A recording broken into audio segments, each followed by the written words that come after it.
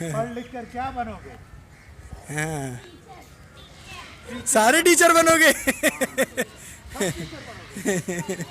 कोई डॉक्टर बनेगा, क्या बनोगी? पेपर ही मान लिया था। डॉक्टर। तुम? ईर भी हमदा बड़ा ये फौजी बनेगा। बेचारे तुम इनका बोला वो क्या नरो बनोगी? तो भी हमदा भी। पुलिस इमरान वाला बनेगा। चप्पल पहन कर नहीं आया पुलिस वाली बनोगी? उधर। क्या बनोगी?